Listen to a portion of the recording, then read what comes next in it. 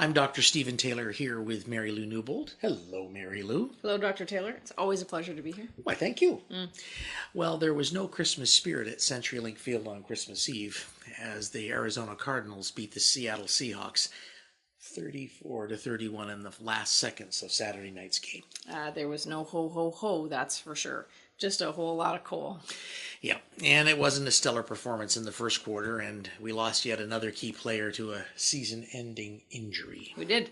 Tyler Lockett is out with a broken leg and had surgery Saturday night. Not exactly a pleasant Christmas present. No, it was awful to watch. Everyone thought he had scored a touchdown, and then he didn't get up while the players were all around him celebrating.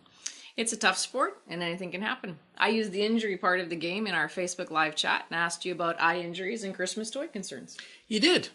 Do you want me to expand a little bit about that on the podcast? I think it's a pretty important topic. So yes, why don't you talk a bit about the importance of protecting our eyes? I'm pretty sure we can't just go out and get a replacement set.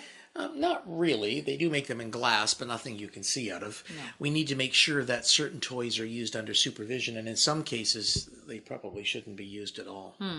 How about things that shoot projectiles? I'm pretty sure those are a favorite, no? Oh yes, always a favorite. Any toy that fires projectiles can cause eye injury.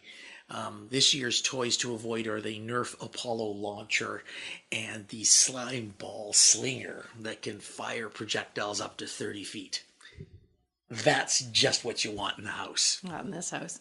How about No. kitchen eye accidents? I'm thinking things like steam, splatter, the kind of things that can probably cause a bit of damage as well. Yeah, you can with steam and splatter, but often it's the cork from a champagne bottle being opened, or even a beer bottle cap. They can cause serious eye injuries and vision loss. I've had that in my practice. Okay. Well, more useful information as always. Thank you, Dr. Taylor. You're welcome.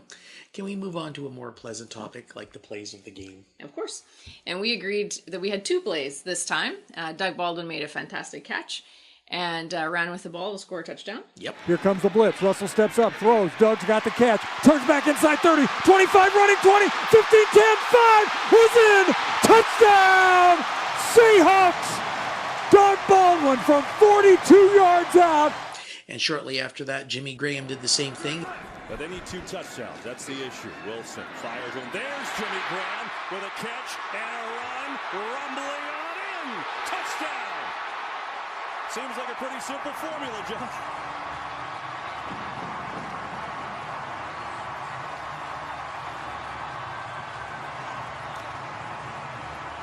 Both of the runs for those guys required great effort to get past Arizona's defenders. They were great plays. And yet, still not enough to pull out a win.